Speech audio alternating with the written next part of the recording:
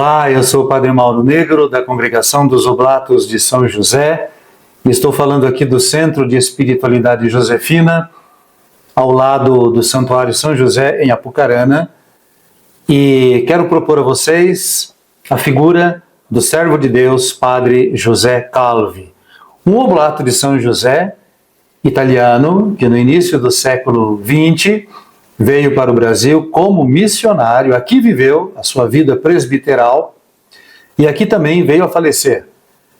Ele é conhecido pela sua santidade e nós o propomos como justamente um modelo a ser observado e também a ser seguido.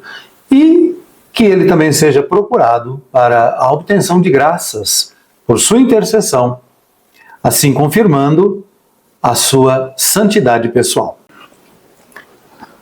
Hoje eu quero partilhar com vocês a ideia, a realidade de que o Padre José Calvi, servo de Deus, foi um verdadeiro e santo missionário. Como José Calvi, desde jovem religioso e estudante para o ministério ordenado, foi sempre uma pessoa frágil.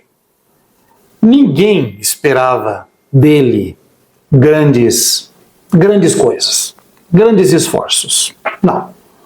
Ele seria um padre piedoso de quem se previa uma vida comum, né? Ali, bem confortável até, uma vida regular em função das suas fragilidades de saúde. Mas acontece que o mundo dá voltas, né? E as coisas acontecem conforme os planos de Deus. E então José Calvi, frágil, tão debilitado de saúde, acabou se tornando missionário. Como é que foi isso? Pois é. Consideremos que a lei italiana daquele tempo, ela obrigava também os estudantes ao ministério ordenado, à vida religiosa, a se alistar no serviço militar, e inclusive cumprir normalmente o serviço militar. Mas todos imaginavam, sempre por conta da saúde frágil do José Calvi, que ele seria dispensado do serviço militar. Bom, ele se apresentou 2 vezes naquilo que seria naquela época, o que aqui no Brasil se chamou uma época de seleção, comissão de seleção, né? E, curiosamente, na segunda vez, ele foi convocado para o serviço militar. Uma outra pessoa, na circunstância dele, fisicamente frágil, teria pensado de uma solução, né? Uma dispensa meio que ajeitada das coisas. Mas ele não pensou assim, não. O raciocínio dele foi mais ou menos o seguinte: se ele era chamado para o serviço militar, então se o governo italiano o reconhecia como apto para o serviço militar, então ele poderia muito bem também ser missionário em terras distantes. Então, se ele pode ser militar, mesmo tendo saúde frágil, ele pode ser missionário, mesmo tendo saúde frágil. Aí ele orou e ele pediu uma graça a Nossa Senhora de ser um missionário da sua Imaculada Conceição. Um missionário de Maria Imaculada. Bonita esta ideia. E foi assim, no dia 16 de setembro de 1926, poucas semanas depois de ordenado padre, ele foi ordenado padre em julho, e em setembro, dia 16 de setembro, embarcam para o Brasil, do porto de Gênova, os jovens missionários italianos com destino ao Brasil. Eram eles os padres Emílio Martinetto, o padre Afonso Rivellino, o padre Carlos Ferrero, o irmão Teodoro Boschi e o jovem, nosso servo de Deus, Padre José Calvi. O transatlântico, grande embarcação que os levaria até ao Brasil, ele fez uma parada em Barcelona e depois seguiu até o Rio de Janeiro.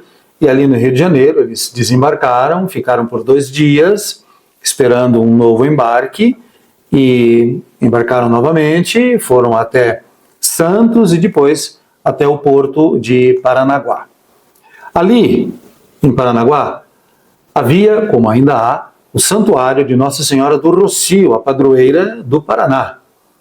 Esse santuário foi atendido pelos oblatos de São José. Já naquela época, na chegada do Padre Calvi, ele era atendido pelos oblatos de São José, isso desde 1920. Quando estes missionários chegaram ali em Paranaguá, eles assumiram várias funções. E havia um problema grave na cidade naqueles meses, a peste bubônica. E isso fazia com que as pessoas desaparecessem da cidade, né? Tinham medo de ficar, né, em contato uns com os outros e adquirir essa doença que era extremamente grave. Foi então esta situação da doença, da peste bubônica, a epidemia, que conduziu o jovem padre José Calvi, missionário agora, a celebrar a sua primeira missa no santuário de Nossa Senhora do Rocio. Para que isso acontecesse e marcasse o momento, foi feita uma procissão no domingo, dia 3 de outubro, então logo poucos dias depois da chegada dos jovens missionários. E eles fizeram uma longa procissão de Paranaguá até o Santuário do Rocio. E para fazer esse caminho era necessário o uso de um bonde muito primitivo, que era puxado por cavalos. E gastava-se 1 hora nesse bonde. A pé, e um número grande de pessoas, um pouco mais de tempo. Era uma caminhada difícil.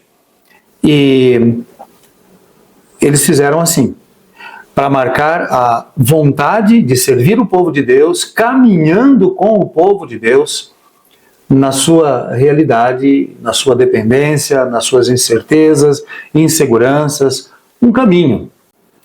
A caminhada, a peregrinação, que muitos fazem ainda hoje, eu mesmo já fiz algumas, é sempre um sentido de ir ao encontro de alguém. Então, sair de um lugar e ir para outro lugar ao encontro de alguém. É uma metáfora da vida. Porque se a gente para, a gente não fica parado, a gente vai para trás. Na vida é mais ou menos assim. Se a gente não quer mais nada, não é que a gente vai manter a posição. Não, a gente vai regredir. Então nós precisamos sempre desejar algo mais para poder caminhar e progredir. Eu não me refiro aqui a progredir do ponto de vista econômico, financeiro, social. Não, eu indico aqui, eu sugiro o crescimento interior, na espiritualidade, nos valores, na maneira de ver, de sentir a vida, de reagir. Então o desejo de Padre Calvi, propondo esta peregrinação de Paranaguá, da cidade de Paranaguá até o santuário, tem esta intenção: a superação, a confiança de continuar caminhando, de continuar vivendo, não obstante os obstáculos, as dificuldades. No caso, ali concreto, era a peste. Mas na vida, no cotidiano da gente, nós temos muitos episódios semelhantes, às vezes até piores. Padre José Calvi entendia que era necessário superar-se sempre. E para fazê-lo, para superar-se, era necessário ter a graça. No dia seguinte, essa peregrinação, essa celebração foi feita no domingo. No dia seguinte, segunda-feira, eles partiram, os jovens missionários, e o Padre Calvi também, partiram para Curitiba. E tiveram que passar por uma desinfecção com criolina, que é uma substância que desinfeta, né, as coisas, e parece que desinfetava também as pessoas naquela época, né? Então eles tiveram que passar por essa experiência, não imaginavam que tivessem que vivenciar isso daí, mas vivenciaram. Padre José Calvi, ele conta num dos seus diários, mais ou menos assim: a ferrovia que une as duas cidades, Paranaguá e Curitiba, passa no meio das montanhas e anda entre precipícios. Foi um engenheiro italiano que a construiu, mas quando se viaja, é bom recomendar-se ao anjo da guarda. Eu recentemente também fiz essa viagem nessa mesma ferrovia, claro que já modernizada, né, obviamente, e também tenho essa mesma impressão. Acho que não preciso do anjo da guarda nesse momento, porque a segurança hoje é muito grande, mas naquele tempo era realmente um pouco assustadora esta viagem. E o padre José Calvi fez, e assim ele chegou em Curitiba. E em Curitiba, naquele mesmo ano, 1926, os Oblatos de São José tinham assumido uma obra muito importante, a direção do Abrigo dos Menores, que hoje não existe mais, mas ficava ali na esquina da Avenida 7 de Setembro com a Marechal Floriano. E esse Abrigo dos Menores abrigava órfãos e jovens carentes, e era um internato. Hoje nós diríamos jovens em situação de risco. Jovens violentos, jovens que eram dados à bebida, né, as drogas, como nós as conhecemos hoje, não eram tão comuns naquela época, então a droga principal era sobretudo a bebida. E esses jovens estavam ali, e os Oblatos de São José assumiram a condução daquela obra. Eram os Oblatos e mais de 100 jovens meninos naquele orfanato mantido pelo Estado. Era uma situação muito desafiadora, mas eles foram muito bem acolhidos, esses jovens missionários Oblatos que vieram e foram bem acolhidos e começaram a vivenciar aquela tarefa tão desafiadora. E durante algum tempo, José Calvi, mesmo com a saúde abalada, vivenciou esse ministério. A congregação dos Oblatos de São José crê na santidade pessoal do padre José Calvi e propõe o padre José Calvi como intercessor nas necessidades pessoais ou institucionais que a gente encontra no cotidiano. Por isso, temos esta oração que agora eu faço com todos vocês. Ó nosso querido Padre José Calvi, que fostes para todos um límpido espelho de pureza, um modelo inigualável de obediência e exemplo luminoso de caridade para com Deus e o próximo. Dignai-vos alcançar também para nós estas santas virtudes, tão necessárias para a nossa vida espiritual. Queremos, como vós, levar uma vida autenticamente religiosa e cristã e atrair ao caminho do céu, com o nosso exemplo, os que estão distantes de Deus. Obtende-nos, então, de modo particular, com a vossa intercessão, junto de Deus, a graça que vos pedimos.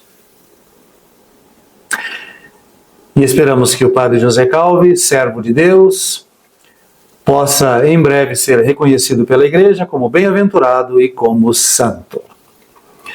Eu sou o Padre Mauro Negro, da Congregação dos Oblatos de São José, falando aqui do Centro de Espiritualidade Josefina, ao lado do Santuário São José, em Apucarana. E desejo para todas e todos graça e paz.